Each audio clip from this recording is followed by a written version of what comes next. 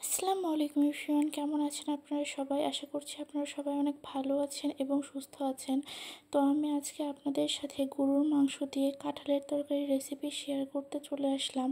তো এর জন্য প্রথমে মাটির চুলায় একটি কড়াই দিয়ে এর মধ্যে পর্যাপ্ত পরিমাণে তেল দিয়ে নিয়েছি। তারপর এর মধ্যে কয়েকটি দারুচিনি, সাদা এলাচ, লবঙ্গ, গোলমরিচ, তেজপাতা দিয়ে একটু নেড়েচেড়ে এর মধ্যে পেঁয়াজ কুচি, কয়েকটি কাঁচামরিচ দিয়ে আবারও একটু নেড়েচেড়ে ভালোভাবে মিশিয়ে ভেজে নিতে হবে। যখন একটু ভাজা ভাজা হয়ে আসবে তখন এর মধ্যে আদা, রসুন, ধনিয়া এবং জিরে বাটা দিয়ে এর মধ্যে একে একে লবণ, হলুদ, গুঁড়ামরিচ সব কিছু দিয়ে ভালোভাবে একটু ভেজে নিয়ে এর মধ্যে পর্যাপ্ত পরিমাণে পানি দিয়ে দিতে হবে মশলাগুলো কষানোর জন্য।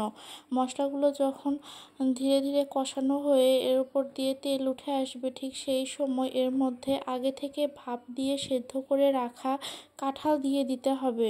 কাঁঠাল দেওয়ার পর আবারও ভালো করে নেড়েচেড়ে মিশিয়ে নিতে হবে।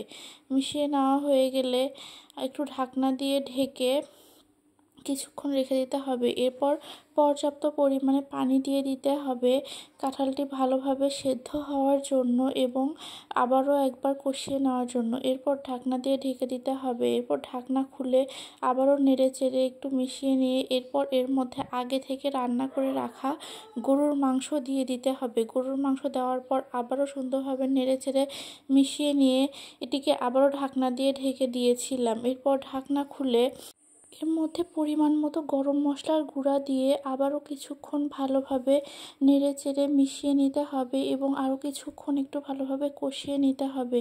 এটি যত ভালোভাবে কষানো হবে রান্নার স্বাদ কিন্তু ততই বাড়বে। এরপর আবারও পর্যাপ্ত পরিমাণে পানি দিয়ে দিতে হবে। আপনারা যতটুকু ঝোল রাখতে চাচ্ছেন ঠিক সেটি বুঝে সেই পরিমাণে পানি দিয়ে দিতে হবে। এরপর ঢাকনা দিয়ে ঢেকে কিছুক্ষণ রান্না করা হয়ে গেলে এরপর ঢাকনা খুলে উপর থেকে জিরের গুঁড়া ছড়িয়ে দিলেই ব্যাস তৈরি হয়ে গেল মজাদার গরুর মাংস দিয়ে কাঁঠালের তরকারি।